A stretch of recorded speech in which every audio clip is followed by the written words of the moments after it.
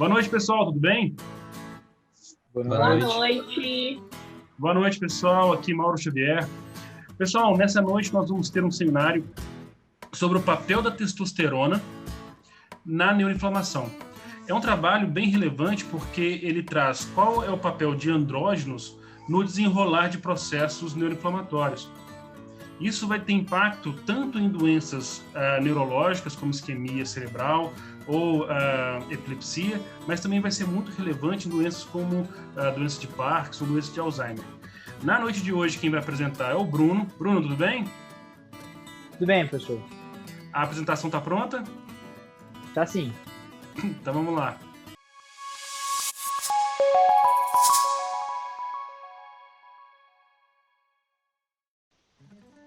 Boa noite a todos. Meu nome é Bruno Lemes Marques, sou orientado pelo professor Dr. Mauro Cunha Xavier Pinto, e no Journal de hoje eu vou trazer para vocês um artigo que tem um título como A Neuroproteção exercida pela dihidrotestosterona em um modelo de neuroinflamação induzido pela LPS. Foi publicado na revista Neurobiology of Disease, de impacto 5,2, por esse grupo de pesquisa aqui do Departamento de Urologia de um hospital na China, na cidade de Tianjin. Esse grupo de pesquisa aqui, ele trabalha, em geral, com hormônios sexuais e o papel dos hormônios sexuais em diversos sistemas diferentes, e aí, nesse artigo aqui em específico, eles estão mostrando o papel desse metabólito aqui da testosterona sobre processos de neuroinflamação. E para começar falando sobre isso, é muito importante a gente ressaltar o que é a neuroinflamação. Bem, a neuroinflamação é um processo patológico que é comum para diversas doenças neurodegenerativas que ocorrem em etapas diferentes. Essas etapas, em geral, estão relacionadas com fatores que desencadeiam essa inflamação. Esses fatores podem ser vários, como, por exemplo, dano neuronal, a hipóxia, infecção do sistema nervoso central, como até mesmo, dependendo do caso, o estresse pode modular de forma a aumentar a atividade pró-inflamatória. E essa atividade pró-inflamatória está relacionada com a ativação microglial, né? Lembrando que a micróglia são os macrófagos residentes aqui do cérebro, que são responsáveis, são o braço do sistema imune inato que tem no nosso cérebro. Então, através da ativação microglial, seja por dano neuronal ou qualquer outro dos desafios, né, imunológicos que a gente tem ali no cérebro, acontece a liberação de citocinas e quimiocinas, que vão, por sua vez, aumentar o processo inflamatório aqui, né? Esse processo inflamatório vai aumentar por conta da atividade intracelular dessas citocinas em diversas células diferentes, incluindo o astrócito e no neurônio. E as quimiocinas vão ser responsáveis por fazer a quimiotaxia de linfócitos e monócitos, que vão atravessar a barreira hematoencefálica e começar a fazer a atividade inflamatória aqui no cérebro. É muito interessante a gente analisar que, concomitantemente com a atividade de ativação microglial, acontece também a ativação astroglial, também está relacionada com a liberação de citocinas e quimiocinas, mas, para além disso, como o astrócito é muito importante para a nutrição do neurônio, a atividade de ativação astroglial ou astrogliose pode ocasionar em severas mudanças metabólicas no neurônio, e por sua vez pode acabar ocasionando na morte desse neurônio. Então, aqui em condições fisiológicas, a micróglia tem como função a vigilância, a fagocitose de alguns tipos de debris e a manutenção da plasticidade neuronal, ao mesmo tempo que, juntamente com o astrócito, também é importante para o suporte trófico e a homeostase sináptica para o neurônio. E o astrócito também é importante para a regulação do fluxo sanguíneo, porque ele juntamente com a barreira hematoencefálica aqui, modula a entrada, né, o aporte de sangue, oxigênio, glicose para o neurônio. Mas quando acontece um desafio patológico, ou seja, quando acontece uma neuroinflamação, ou melhor falando, quando acontece uma inflamação sistêmica e essa inflamação sistêmica começa a atuar sobre o cérebro, a gente tem a atividade da micróglia, que por sua vez aumenta, por exemplo, a produção de espécies ativas de oxigênio, você começa a ter uma redução dos fatores tróficos que são mediados aqui pelo astrócito e pela micróglia sobre o neurônio, a própria liberação de citocinas pró-inflamatórias, como IL-1 beta e IL-8 TNF-alfa, E, além disso, você também tem a perda da função homeostática e a liberação excessiva de glutamato. Essa liberação excessiva de glutamato está relacionada com outro processo patológico, que, apesar de não ser importante aqui, é interessante da gente citar, que é o processo de citotoxicidade.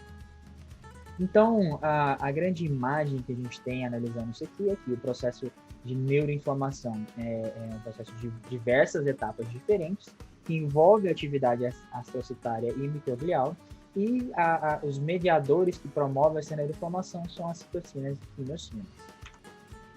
Interessantemente, essas citocinas e quimiocinas, para elas serem produzidas, você precisa ter receptores diferentes que vão ser capazes de perceber quando o sistema está sendo atacado ou não. Na micróglia e também nos astrócitos, a gente tem a expressão de um receptor muito importante, que é conhecido como receptor de Dantos, que é um receptor associado a dano, que é o receptor TLR4, aqui representado nessas duas imagens. Esse receptor TLR4, ele consegue ser sensibilizado pelo LPS. Só para a gente lembrar aqui rapidamente, o LPS é o lipopolissacarídeo, que é parte da membrana das bactérias gram-negativas, que tem uma capacidade, uma alta eficiência em produzir processos inflamatórios, tanto sistêmicos quanto no sistema nervoso central, por conta do reconhecimento aqui do receptor TLR4.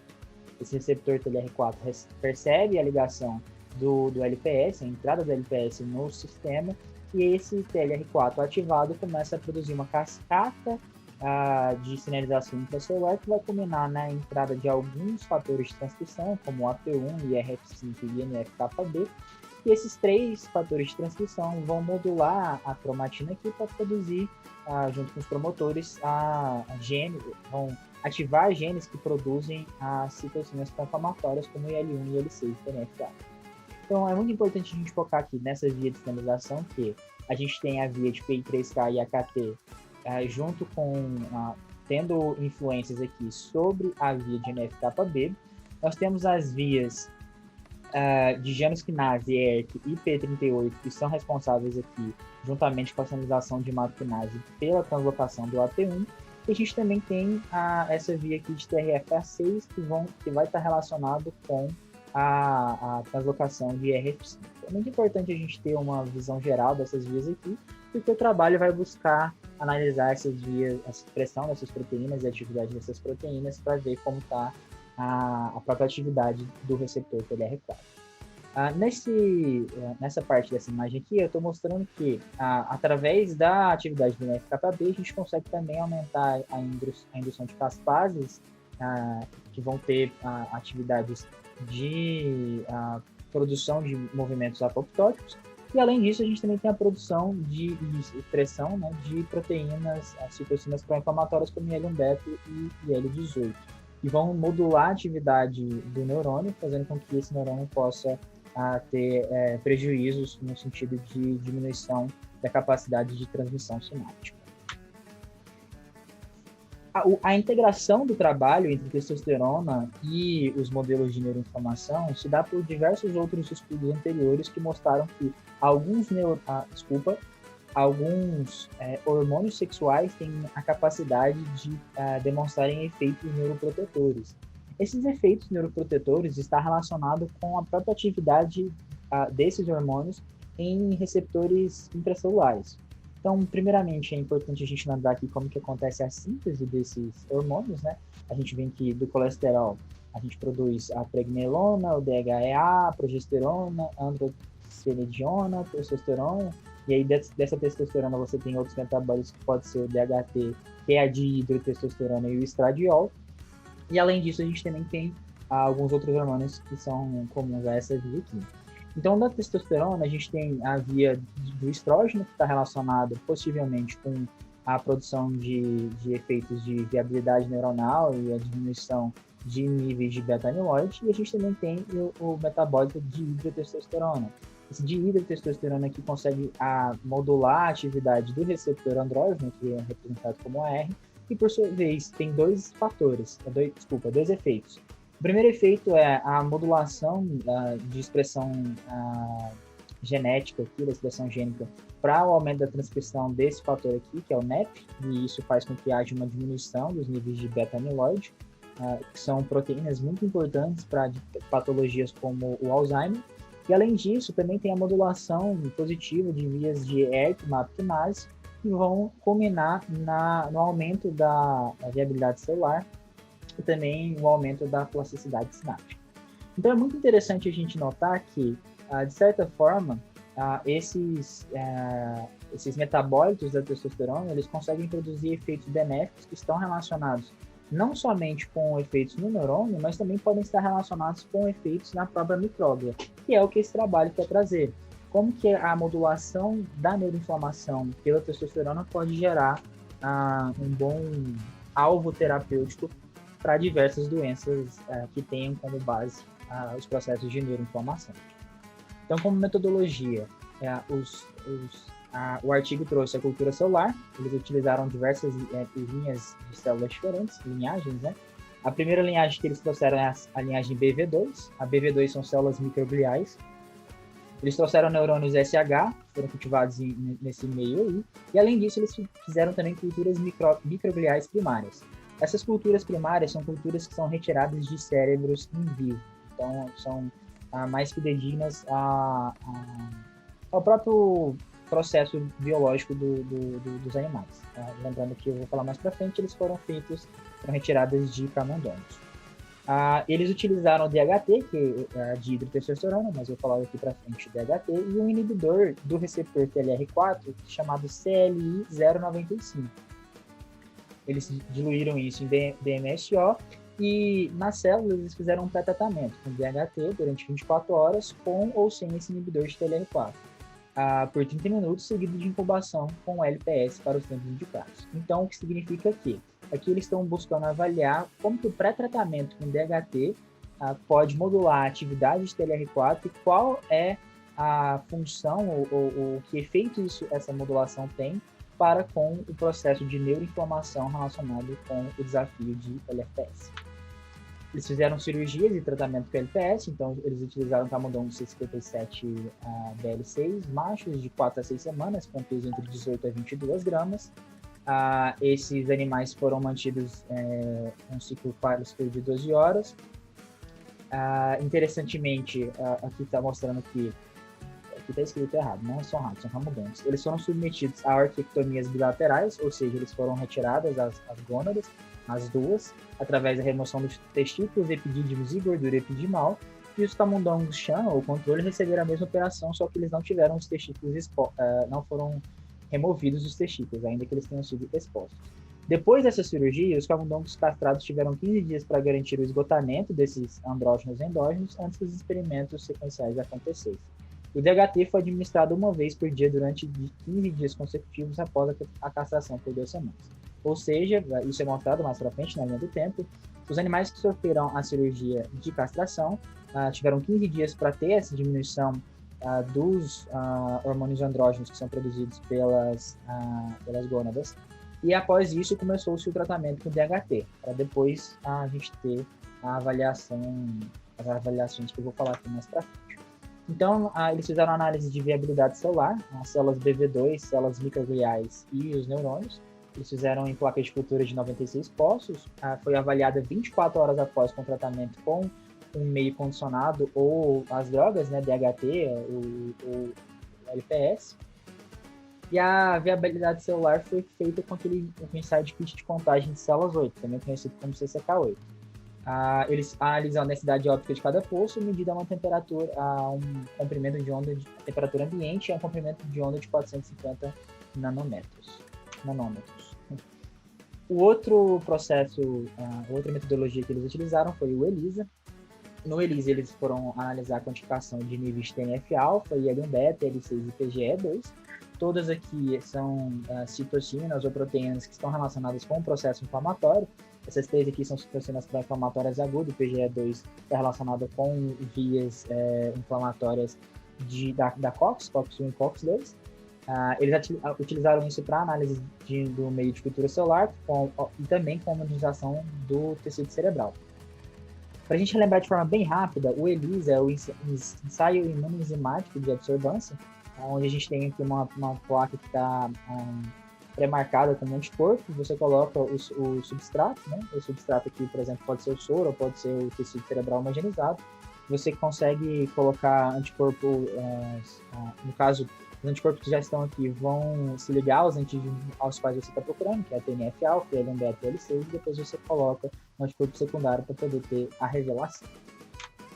Eles fizeram também um ensaio de Gris. Esse ensaio de Gris é importante para avaliação de óxido nítrico, dado que o óxido nítrico é um fator importante do estresse oxidativo e do estresse que está relacionado com a atividade pró-inflamatória. A produção de óxido nítrico pode estar relacionada com isso, então eles analisaram esse gás no meio de cultura, determinando de forma indireta, medindo o nitrito, que é um catabolito estável do óxido nítrico, e aí eles utilizam esse reagente de Gris. Eles fizeram isso nas células microgliais BV2, foram estimuladas em placas de 24 fósforos com ou sem o DHT, né, de testosterona, durante 24 horas antes do tratamento com a LPS. E depois eles pegaram cada sobrenadante aqui e analisaram o reagente de Gris em temperatura ambiente por 10 minutos.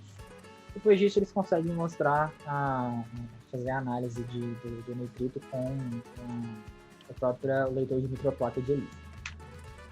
Fizeram imunocitoquímica para modular a análise de diferentes proteínas nas células, né, que foram cultivadas, nas células BV2 e na micróbio primário. De forma simples, eles foram fixados com cloroformaldeído, permeabilizados e bloqueados, e depois eles começaram a fazer a marcação com diversos anticorpos.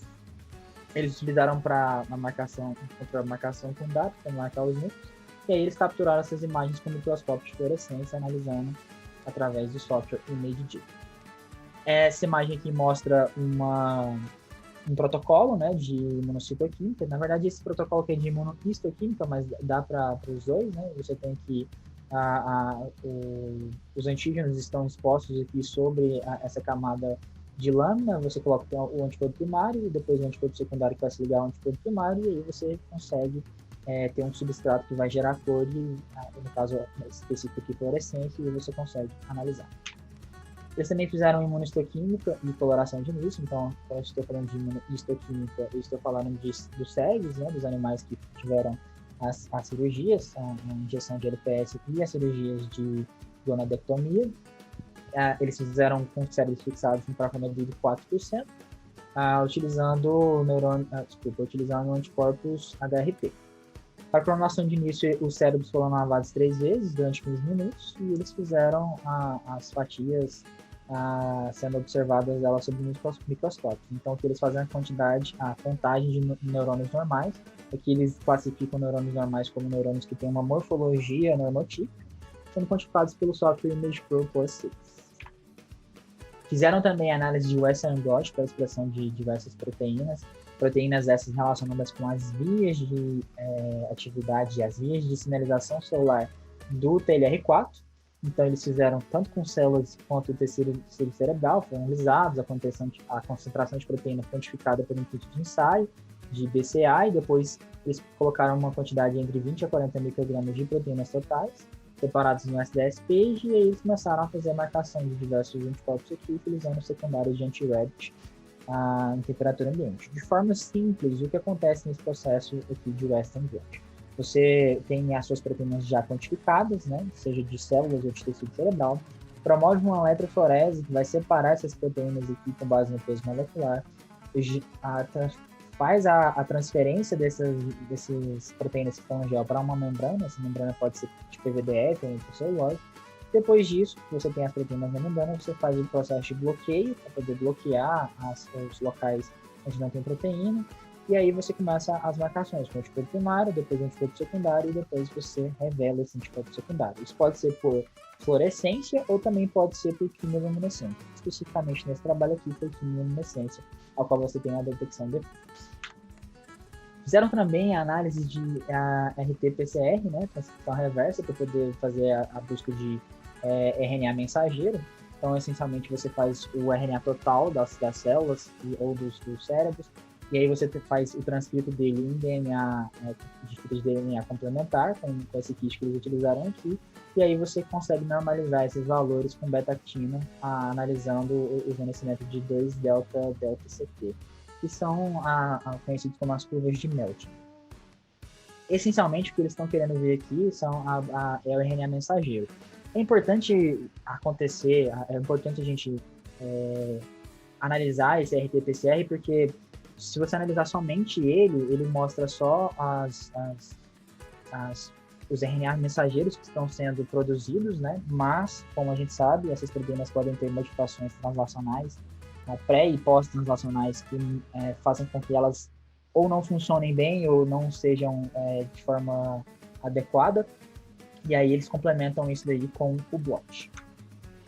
E além disso, eles fizeram testes comportamentais, eles fizeram 3. O Morris Water Maze, que foi colocado de MWM, o Open Field e o teste do POST.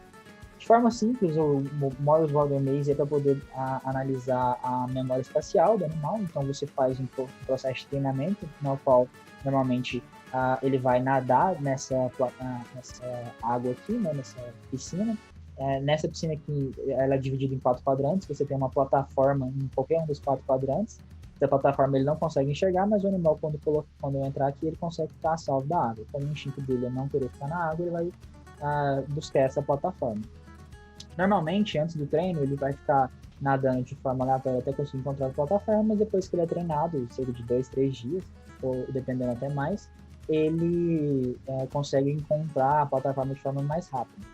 O que esse teste analisa aqui é a consolidação de memória, porque se ele tiver qualquer tipo de prejuízo de consolidação de memória, ele não vai conseguir lembrar aonde está essa plataforma, e isso pode ser visto com as diversas análises que eles fazem. Então, aqui, após 2 dias, eles fizeram 3 vezes ao dia, durante 5 dias, durante o período de treinamento, né, que foi de 21 a 25 dias, com 3 pontos de partidas aleatórios. Cada teste durou 1 minuto, ou terminou assim que o camundongo alcançou a plataforma submersa, e após 2 dias de descanso, a latência foi medida para avaliar o tempo necessário para alcançar a plataforma oculta em 4 dias consecutivos. E aí, para avaliar a consolidação, eles fizeram um teste de sonda, realizado 24 horas após o teste desse labirinto aqui, removendo a plataforma e permitindo que os ratos nadem livremente. Então, essa avaliação da consolidação da memória acontece quando você tira a plataforma aqui e vê quanto tempo ele vai ficar dentro do quadrante, que estava a plataforma anteriormente. Outro teste que eles fizeram é o teste Open Field, muito utilizado para análise de comportamento ansiotípico, mas também para a própria análise de comportamento exploratório e atividade locomotora. Eles colocaram os camundongos individualmente no centro desse aparelho aqui, do campo aberto, que é dividido em 4 câmaras. Cada camundongo tinha permissão para explorar por 6 minutos, incluindo 2 minutos de adaptação ao aparelho e 4 minutos de testes. E o número de cruzamentos, grooming, hearing e a distância total percorrida foi analisada por observadores cegos para reduzir o viés. Eles também fizeram esse teste do POST, né, o Pole Test, que é para poder analisar a coordenação motora dos camundongos. Então, resumidamente, os camundongos eram submetidos a 2 dias de treinamento antes do teste, sendo o teste realizado 24 horas após o tratamento com as lentes. Aí eles registram os seguintes tempos: o tempo necessário para o camundongo girasse da metade superior para da metade inferior, o tempo que levou para o camundongo descer da metade superior para o fundo da metade inferior e o tempo que o camundongo levou para completar as 2 etapas acima. Então vamos para os resultados. Os primeiros resultados que o artigo traz é que o DHT inibiu a resposta pró-inflamatória induzida por LPS nas células BV2 e micróglia primária. Então, analisando aqui esse gráfico que vai mostrar a linha do tempo, você tem que eles tiram o soro ou o meio condicionante aqui das células, né? Você coloca aqui o DHT, 24 horas depois coloca o LPS, ou aí entre 24 ou 6 horas você faz aqui as análises de Western blot, o Inside Grease e o ELISA e o RT-PCR. Então, esse primeiro resultado que a gente tem aqui é relacionado com a expressão da oxonitricosintase induzida. Esse subtipo da oxonitricosintase induzida, ele é importante nos processos inflamatórios, porque ela é induzida pela atividade pró-inflamatória a começar a um aumento de produção de óxido nítrico. Então, a gente vê aqui, como se espera, que há um aumento de expressão no modelo que foi nas células que foram desafiadas com LPS, e essa expressão é diminuída aqui nas células que foram tratadas com DHT depois de tratadas com LPS, visto aqui nesse gráfico. E aí eles fizeram a análise de concentração de NO para poder ver se a diminuição da expressão dessa oxímetro também está relacionada com a diminuição de produção de óxido nítrico, e isso se mantém verdade aqui, né? O LPS tem bastante, um aumento considerável comparado com o controle aqui da concentração de óxido nítrico, e quando você faz pré-tratamento com DHT, você tem uma diminuição. Eles também fizeram análise aqui de TNF-alfa, né? Aqui, picogramas por ml, a análise total de TNF-alfa, então, como se espera, o LPS aumenta bastante a produção de TNF-alfa e você tem uma diminuição significativa aqui com o tratamento de DHT. Aí aqui eles fazem análise de RT-PCR, em fase, a gente está vendo aqui já o RNA mensageiro. Como há de se esperar, o LPS aumenta bastante a produção aqui do RNA mensageiro de TNF-alfa e há uma diminuição desse RNA mensageiro com o tratamento com DHT. E aí isso também acontece para outra citocina, que é o IL-1 beta. Então, citocinas muito importantes de fase aguda do processo inflamatório. Aqui eles fazem análise da expressão do receptor TLR4, e essa é outra proteína que está relacionada com o receptor TLR4, que é a MID88. Como há de se esperar, o aumento da expressão de TLR4 está de forma indireta relacionado com o aumento da atividade pró-inflamatória do sistema, né?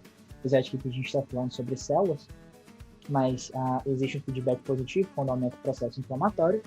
Então, aqui no LPS, a gente tem um aumento de TLR4 em MID88, e quando você faz o pré-tratamento com DHT, você tem uma diminuição significativa que está sendo mostrada a quantificação aqui nesse gráfico. Além disso, a gente tem a proteína P65, que está relacionada com a atividade aqui de TLR4, que eu mostrei nos gráficos anteriores, na introdução. A gente tem que essa proteína precisa ser fosforilada para ter a modulação da atividade do TLR4, e como há de se esperar, nas células que foram tratadas com LPS, você tem um aumento da fosforilação de P65. Quando você tem o pré-tratamento com o DHT, você tem uma diminuição significativa aqui da razão da P65 fosforilada com a P65 total, sendo mostrado aqui nesse gráfico. E além disso, eles mostraram aqui também a análise sobre a análise de TNF-alfa. Aqui eles estão mostrando quando você tem o LPS, né, as células que estão sendo desafiadas com o LPS. O que acontece quando você tem as células que estão sendo desafiadas com LPS e você coloca o pré-tratamento com DHT, então tem diminuição aqui significativa da expressão de TNF-alfa.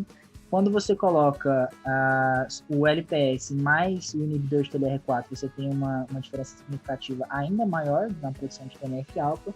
E se você coloca todos os três, ou seja, o LPS, o inibidor de TLR4 e o DHT, você tem um efeito sinergístico aqui e tem uma diminuição significativa ainda maior de TNF-alfa.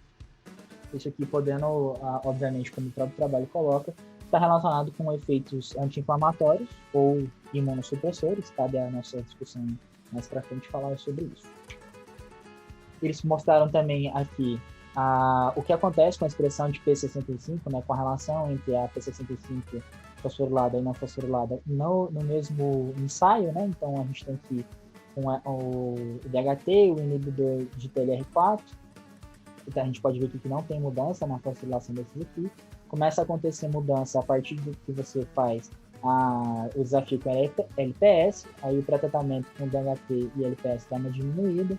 O LPS com o inibidor de TLR4 tem basicamente o mesmo efeito que o DHT, porém, se você coloca os três juntos, você tem um efeito significativo aqui em comparação ao próprio efeito do LPS. Algo parecido também acontece aqui com a expressão de óxido nítrico sintase induzida. Você tem um aumento da expressão dessa proteína no modelo de LPS, uma diminuição significativa com o pré-tratamento de DHT, e uma diminuição ainda mais importante, ainda maior, uma escala ainda maior, quando você coloca o inibidor de TLR4, que é esse daqui, junto com o DHT.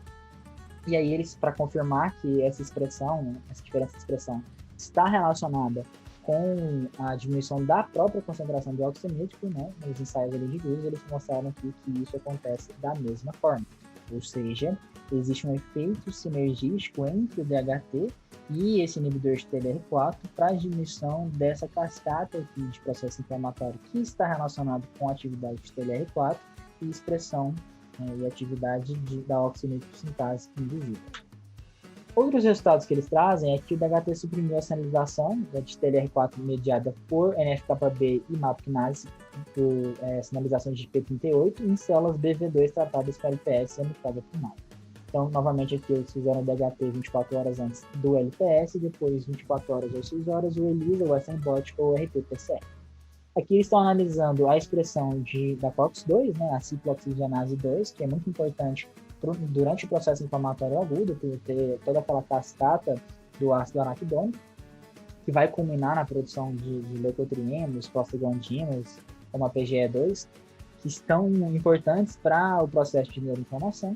Como há de se esperar, o desafio com a LPS aumenta a expressão de COX-2 e aí o DHT, né, para tratamento com DHT, inibe esse aumento de expressão de COX-2, sendo mostrado aqui. Além disso, eles também fizeram aqui a análise de um dos metabólitos importantes da COX-2, que eu falei anteriormente, que é o PGE2, e isso também confirma a mesma ideia, onde o aumento de PGE2 está relacionado com o desafio de LPS, e a inibição desse aumento está relacionado com o pré-tratamento com DHT. Eles analisam os sobrenadantes, o IL-1-beta, também está com o mesmo perfil aqui, o LPS aumenta e o pré-tratamento com DHT diminui. Eles analisam o RNA mensageiro de TNF-alfa, que tem esse mesmo padrão, e o RNA mensageiro de IL-1-beta. Todos esses gráficos aqui estão mostrando para a gente que, de alguma forma, essa dihidrotestosterona consegue inibir a atividade de TLR4 e essa inibição da atividade de TLR4 impacta as vias de sinalização de NF-κB e MAP-kinase, e isso, por sua vez, vai impactar tanto no aumento da produção de PGE2 quanto no aumento da produção de IL-1-beta e TNF-alfa. E aqui, só mostrando mais resultados relacionados mais gráficos relacionados a esse resultado, a gente tem o mesmo padrão de perfil de diminuição de IL-6 nos grupos pré-tratados com DHT. E aí, além disso, eles mostram que há uma diminuição da produção de RNA mensageiro da oxinitrosintase induzida e também há uma diminuição do RNA mensageiro de COX-2. Tudo isso corroborando para o que eu falei anteriormente. Existe uma modulação anti-inflamatória ou uma supressão da resposta imune pelo DHT e isso é responsável por possivelmente modular de forma positiva a neuroinflamação. Outros resultados que eles trazem aqui outros resultados que eles trazem aqui são relacionados com a atividade de TLR4, que é a proteína P38. Essa P38 é outra proteína importante para a sinalização de TLR4. Então a gente mostra aqui que, como há de se esperar, você tem um aumento de TLR4 e de fosforilação de P38 no grupo de LPS, certo? E aí você tem uma diminuição tanto da expressão de TLR4 quanto da relação entre P38 fosforilada e P38 total no grupo que é tratado com DHT, mostrado aqui neste gráfico. E aí eles vão analisar especificamente essa fosforilação de P38 naqueles grupos que são também tratados com um inibidor de TLR4, para ver qual que é o papel e se existe correlação entre o DHT e o TLR4. E como há de se esperar, quando você coloca o LPS, aumenta aqui a produção, a relação, né, entre P38 fosforilado e P38 total. Essa relação diminui com o pré-tratamento com DHT, ela se mantém estável com o pré-tratamento com inibidor de TLR4 e tem um efeito sinergístico entre o pré-tratamento de THT e o pré-tratamento com inibidor de TLR4. A mesma coisa acontece também com a relação aqui, por exemplo, da atividade de COX-2, da expressão de COX-2, certo? Acontece exatamente a mesma coisa, e também a atividade de oxonitrosintase. Aqui eles mostram a produção de IL-1-beta, a gente vê o mesmo perfil, ou seja, existe um efeito sinergístico entre a inibição de TLR4 e a droga DHT, né? E isso também é confirmado pela PGE2. Então, todos esses resultados, mais uma vez, confirmam com métodos e técnicas diferentes que existe uma modulação da atividade de TLR4 pela dihidrotestosterona, e essa modulação está relacionada com os possíveis efeitos neuroprotetores e benéficos para o cérebro durante a neuroinflamação desse metabólito da testosterona. Então, aqui agora eles já fizeram em células neuronais, então eles quiseram ver que o DHT protegeu os neurônios SHS e Y contra os meios condicionados pela micróglia. Então, o que eles fizeram aqui foi o seguinte. Primeiramente, eles analisam a viabilidade celular dos neurônios com o controle, a droga DHT, o LPS e o DHT mais LPS. Aqui eles não mostraram diferença, né? Esse aqui é um meio onde só tem neurônios, então o LPS não tem muita atividade sobre os neurônios de forma sozinha. E aí eles começam a pegar meios condicionados de células microgliais. Então, eles colocam meios condicionados de células microgliais, né, a célula de BV2, e eles mostram que, quando você pega esse meio condicionado de BV2 e esse meio condicionado foi tratado com LPS, você tem uma diminuição da viabilidade celular, e essa diminuição da viabilidade celular é inibida quando você tem o pré-tratamento com DHT, ou seja, os fatores pró-inflamatórios que são encontrados no meio cultivado de células BV2, ao qual foram tratadas com LPS, têm seus efeitos inibidos pelo pré-tratamento com DHT. De forma quase igual, acontece o mesmo nos meios que foram obtidos de micróglia primária. Lembrando que aqui BV2 são células de linhagem específica, essa micróglia primária são células obtidas de animais. Agora falando sobre os animais que sofreram as cirurgias e que foram retirados dos cérebros. Então, no dia 0, eles tiveram aqui a cirurgia de castração, ou sham. No dia 14, eles tiveram o DHT, né, ou o óleo, que seria o controle, né, do DHT, o veículo LPS aqui no dia 29. E aí, 24 horas depois desse dia 29, eles fizeram imunistoquímica ou Western blot. Aqui a gente está vendo a marcação de IBA1, essa marcação de IBA1 está relacionada com a micróglia residente, né, você marca essencialmente a micróglia. Então, no grupo controle a gente tem uma marcação muito fraca. No grupo de castração você tem um aumento dessa marcação. Você vê um aumento expressivo dessa marcação com a LPS. Um aumento ainda maior se você faz LPS junto com a castração, mas você vê uma diminuição importante aqui. Se junto com a castração e LPS você tem a inibição, você tem a atividade de DHT. Aqui embaixo eles estão mostrando a marcação com GFAP. GFAP é um marcador, entre outras coisas, para análise de astrogliose, que é uma parte importante do processo inflamatório, né? Então, marcar astrófilo. A gente vê aqui uma marcação fraca no controle, uma marcação um pouco maior na castração, maior ainda no LPS e fica no seu ápice na castração mais o LPS, e tem uma diminuição dessa marcação quando você faz o pré-tratamento com DHT. E aí aqui eles já começam a analisar as mesmas coisas que eles estavam analisando em células, mas agora nos ratos, nos cérebros dos camundongos que foram tratados, que foram injetados com LPS. Então eles mostram que o DHT tem um efeito na ativação de micróglias e astrócitos nesse cérebro.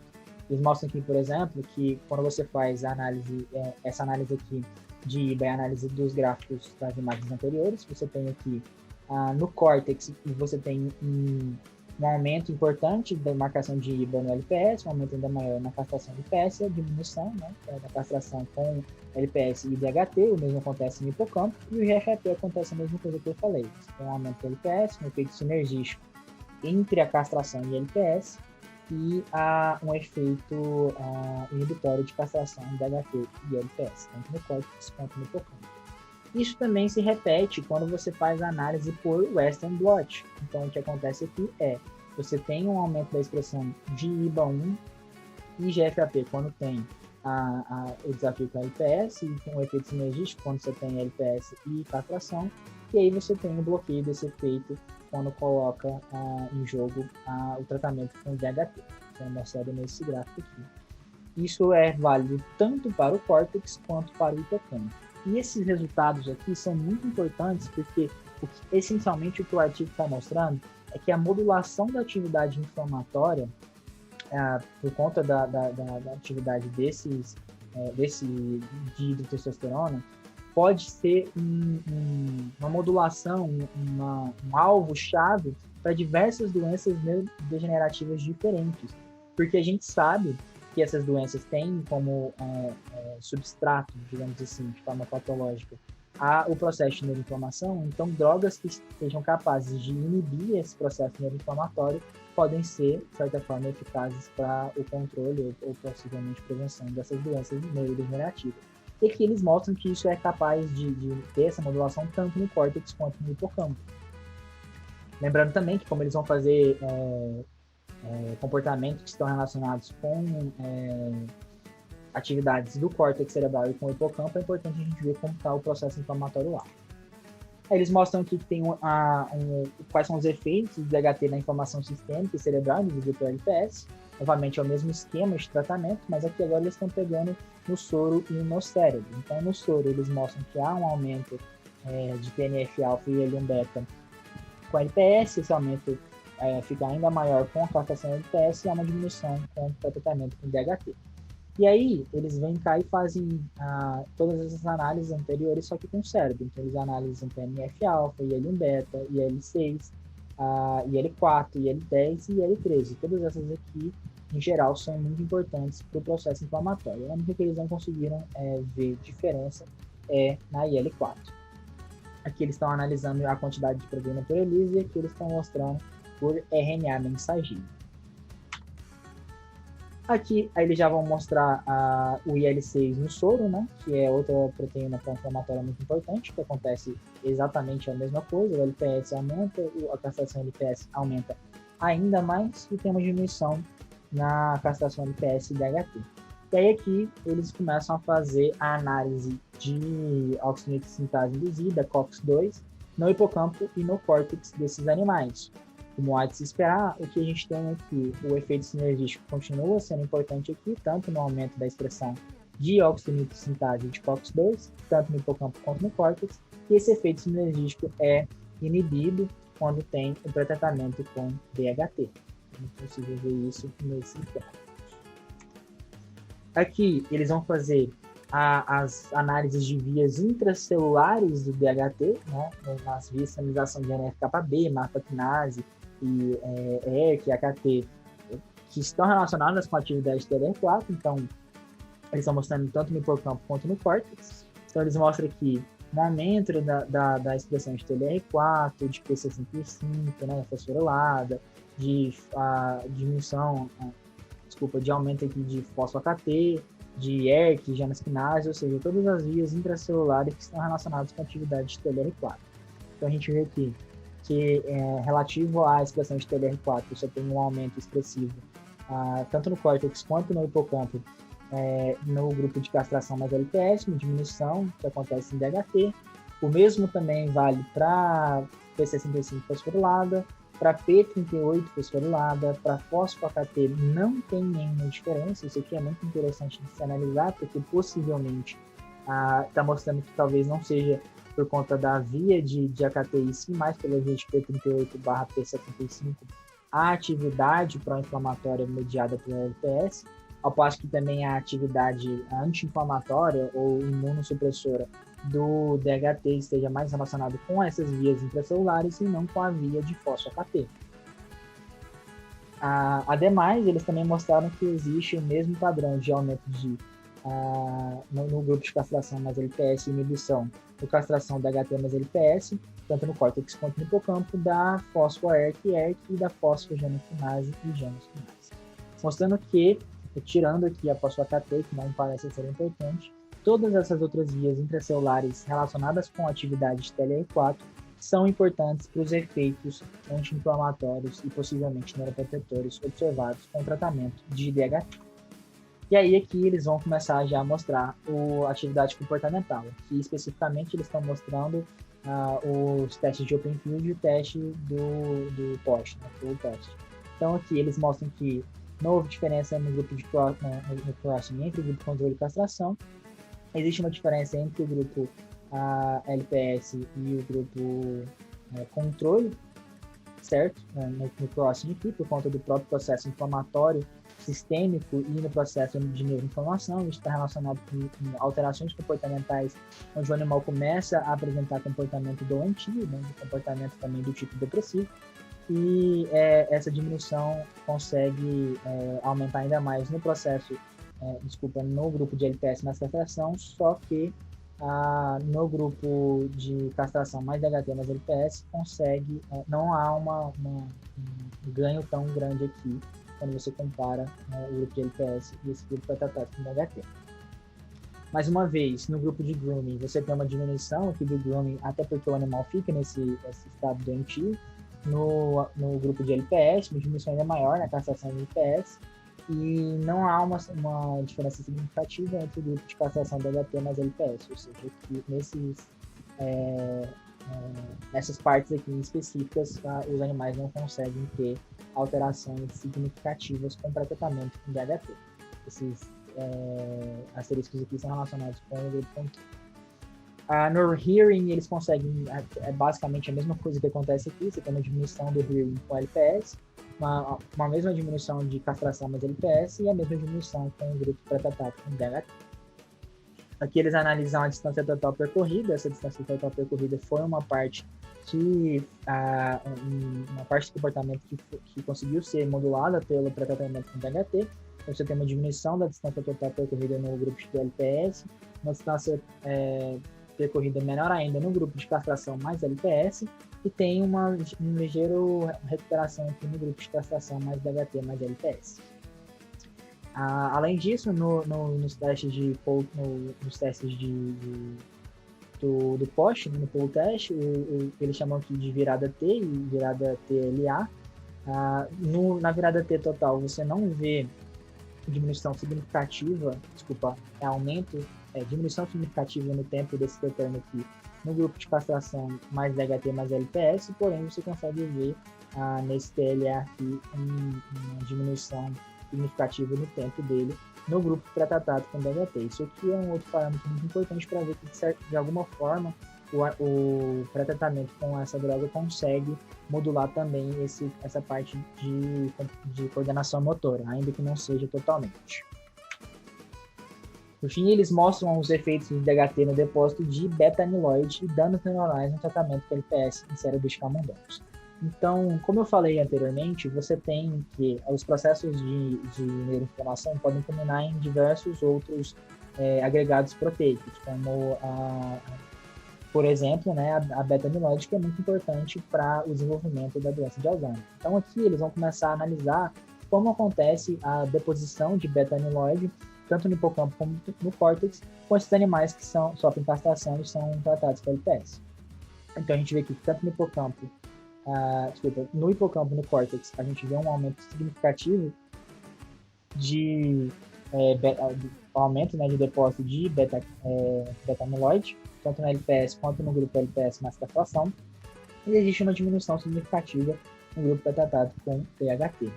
E aí, além disso, eles vão analisar agora as células, vias de sinalização que estão relacionadas com atividade anti ou pró-apoptótico. Então, o que a gente vê aqui, por exemplo, é que quando você tem a relação entre BCL2 e BAX, você tem uma diminuição dessa relação no LPS, que está relacionada com o processo inflamatório e vias pró-apoptóticas. Você tem uma diminuição ainda mais no grupo de LPS mais castração e um ligeiro aumento aqui entre o grupo de castração mais DHT e LPS quando comparado com o próprio grupo LPS. Além disso, eles mostram aqui a expressão de caspase 3, que é basicamente uma das caspases efetoras do processo de apoptose celular. E a gente vê que o processo de LPS tem um aumento significativo, tanto no hipocampo quanto no córtex. O LPS mais a castração não tem uma diferença significativa no hipocampo, mas no córtex tem uma diferença muito importante, um aumento grande aqui da expressão de caspase 3. E esse aumento grande consegue ter uma leve diminuição no grupo de castração mais DHT mais LPS. Muito mais significativo no hipocampo do que no córtex, mas os dois são significativamente relevantes aqui para esse processo. E aí aqui eles trazem como que a sinaptofisina, que é uma proteína muito importante para a estabilidade da sinapse e a própria homeostase sináptica, como ela está sendo afetada por esse processo de neuroinflamação. Então eles mostram que há uma diminuição aqui da sinaptofisina no LPS, e essa diminuição aumenta ainda mais no LPS mais castração, ou seja, o aumento da atividade inflamatória prejudica a sinapses, né, tanto no córtex quanto no hipocampo, e isso consegue ser parcialmente inibido quando você tem um tratamento com DHT. E aqui eles começam a fazer a marcação com míssil, né, que é parecida com marcação, com outras marcações neuronais normais. A gente vê aqui que quando eles fazem a contagem número normal de neurônios, né, neurônios com morfologia normotípica. Eles fazem uma relação aqui de porcentagem do controle, eles veem que tem uma diminuição dos números de neurônios no grupo de LPS e no grupo de castração mais LPS, e um aumento, uma recuperação significativa desse grupo de castração mais DHT. Isso acontece tanto no hipocampo quanto no córtex. Por fim, eles mostram que existe um efeito do DHT sobre a função cognitiva em camundongos tratados com LPS. Então aqui é o último teste de comportamento que eles fazem, que é o teste do Morris-Water Maze, para analisar a memória consolidada. Aqui o teste de latência está relacionado com o processo de aprendizado. Então a gente vê que o normal do grupo controle é que ele começa a ter menos tempo durante uns dias de treinamento passando, ele demora menos tempo para poder encontrar a plataforma. Quando você faz a castração, não tem uma diferença significativa até o dia 32 aqui do processo de aprendizado, mas o processo de LPS tem um prejuízo significativo no processo de consolidação de memória. O LPS mais castração aumenta ainda mais, e quando você faz quando você faz o tratamento com DHT, você tem uma inibição desse prejuízo cognitivo. Isso aqui está sendo mostrado com a latência do MWM. Aqui está sendo mostrado os gráficos dos animais, então essas linhas em vermelho aqui é por onde os animais percorrem até encontrar a plataforma. E aí no dia 33 eles fazem aqui a consolidação da memória para poder analisar o tempo de latência de escape e o tempo que ele fica parado no quadrante alvo, ou seja, no quadrante onde estava a plataforma.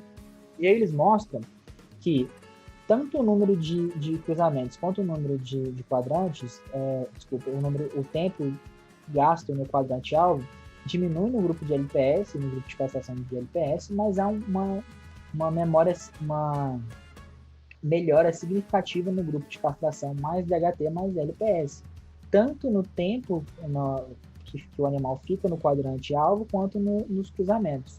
Isso significa que há possivelmente uma melhora, ou melhor, uma inibição, uma proteção contra o prejuízo cognitivo induzido por esse modelo de neuroinformação. Mais uma vez, reforçando que todas essas evidências que o trabalho nos traz apontam para que a dihidrotestosterona tem um efeito neuroprotetor. Esse efeito neuroprotetor está relacionado com a modulação de atividade pró-inflamatória, né, a modulação da neuroinflamação, e isso culmina em modulações do comportamento. Modulações tanto na coordenação motora, como também na atividade cognitiva, né? Eles começam a não ter tanto prejuízo cognitivo. E aqui eles mostram, por fim, a velocidade média, para poder demonstrar que os animais não tiveram nenhum tipo de variação relacionada a qualquer problema motor que eles venham a ter. Então, como conclusão, o trabalho demonstra que o DHT melhora a apoptose neural e melhora as deficiências cognitivas e comportamentais na neuroinflamação induzida por LPS, e os possíveis mecanismos dos efeitos neuroprotetores são através da inibição dessas respostas inflamatórias induzidas pela micróglia, através da sinalização de GNF-κB pelo receptor PDR4 e a sinalização de MAP kinase. Portanto, este estudo sugere que a substituição terapêutica de andrógenos pode ser uma estratégia terapêutica em potencial para melhorar a função cognitiva em doenças relacionadas à neuroinflamação, como Alzheimer, o Parkinson e a demência vascular. Muito obrigado pela atenção de todos. Qualquer dúvida, estou aqui.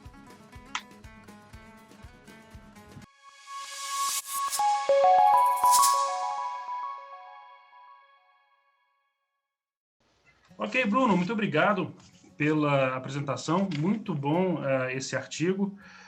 Bruno, esse artigo ele traz para a gente modelos in vitro feitos com cultura primária, células imortalizadas, e também traz modelo em vivo, né? Tanto feito com modelo de castração, mas também análise nos animais. Eu achei um artigo até bem completo. O que você achou do artigo? Se você gostou? Eu achei um artigo muito bom, bem escrito, para ser sincero. Acho que foi uma leitura bem gostosa, digamos assim. Acho que, de certa forma, como eles quiseram deixar o trabalho mais completo possível, eles acabaram sendo um pouco repetitivos, né? Então, tudo que eles testavam em células, eles testavam em animais, e tudo que eles testavam no córtex, eles testavam também no hipocampo. eles conseguiram pegar diversas vias intracelulares diferentes, mas eu achei legal porque tudo fez sentido, né? A história que o artigo traz para a gente começa nas células, então começa sobre a modulação do processo inflamatório nas células e termina como essa modulação altera o comportamento dos animais. Então eu gostei bastante. Achei ele extenso, né? São 12 ou 11 figuras, mas eu gostei bastante, é bem completo. Bruno, deixa eu te perguntar, você concorda com a conclusão central do trabalho relacionado ao TLR4? Eu achei que faltam alguns tipos de análises para ver se isso de fato está relacionado com a indução de TLR4, mas eu não sei como propor que eles consigam fazer isso. Até porque diversas vezes no estudo eles colocam lá o efeito anti-inflamatório e durante a apresentação eu coloquei em xeque, porque às vezes a gente pode imaginar, na verdade, como um efeito imunossupressor, né? Na realidade, eu vou nessa linha, sabe, Bruno?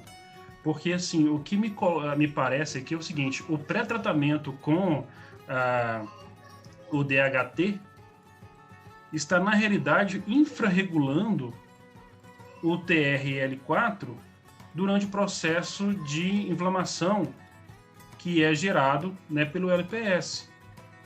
Então, o que acontece? Quando você coloca o LPS, todos os mediadores inflamatórios sobem. Então, você vê as citocinas aumentando, você vê COX-2 aumentando, você vê óxido nítrico induzido aumentando, certo? Na castração, quando você não tem, no caso, esse agente, ele reduz, né? A testosterona, de maneira geral, reduz, né? Então, essa inflamação ela é exacerbada. E quando você pré-trata a célula, o que está acontecendo é que esse TRL4 não está aumentando, certo? Você não está tendo um efeito em si inibitório da proteína, né? Ele não fez ele nem co-administrou as duas, né? No caso da célula, por exemplo, ele colocava 24 horas o DHT, a testosterona, e depois vinha e colocava o LPS. Então, na realidade, me parece um efeito imunossupressor, né? Sim, e tanto é que, como a gente sabe que a sinalização intracelular, a sinalização que os andrógenos fazem é intracelular, possivelmente, na verdade, talvez eles tenham, a atividade do receptor andrógeno tenha uma supressão da expressão dos genes pró-inflamatórios, né? Dentre os quais a expressão da proteína TLR4. E na essência também, se você reduz o TRL4, todo o padrão de fosforilação dessas proteínas vai ser reduzido. Entendeu? Exatamente. Então, o ponto aqui é exatamente esse. Assim, você tem uma proteína que, ao ser ativada, modula diretamente o DNA e, ao fazê-lo, reduz o padrão de expressão de uma série de proteínas e aumenta de uma outra série de proteínas. Certo? Então, isso é fato. Para você falar que há um efeito inibitório, você tinha que fazer o bloqueio de TRL4. Né? E aí você teria que falar, não, nós inibimos, então não é o caso. Né? Para você também, alguns relatos, além de receptores nucleares, né, muitos relatos são feitos a respeito de receptores de membrana, né, que são sensíveis também a esses hormônios. Você também não tem esse estudo que eles chamam de crosstalk, né, de conversa cruzada entre as duas vias. Você também não vê isso, né? Mas mostra que a testosterona em si tem um efeito protetor. Por quê? Porque ela inibe esse aumento da resposta inflamatória. Exato. É a prevenção desse aumento de processo inflamatório. E você sabe que faz sentido, né? Porque, então, em tese, ela tem um efeito imunossupressor, né? Não obstante, normalmente indivíduos do sexo masculino são mais susceptíveis a infecções do que do sexo feminino, né? Sim, até porque a gente já tem vários estudos que mostram um aumento da atividade pró-inflamatória, né? Um perfil mais pró-inflamatório em indivíduos do sexo feminino. De certa forma, pode fazer todo sentido mesmo. Então eu achei interessante. Então acaba que você mostra uma série de vias, né, que você aprofunda, que você estuda, que você quer entender, mas na realidade tudo é consequência, sabe, desse primeiro evento. E o problema que a gente tem que tomar muito cuidado é na associação das duas. Porque é aquilo, toda vez que você vê que algo protegeu, eu fiz uma modulação no sistema e houve uma proteção.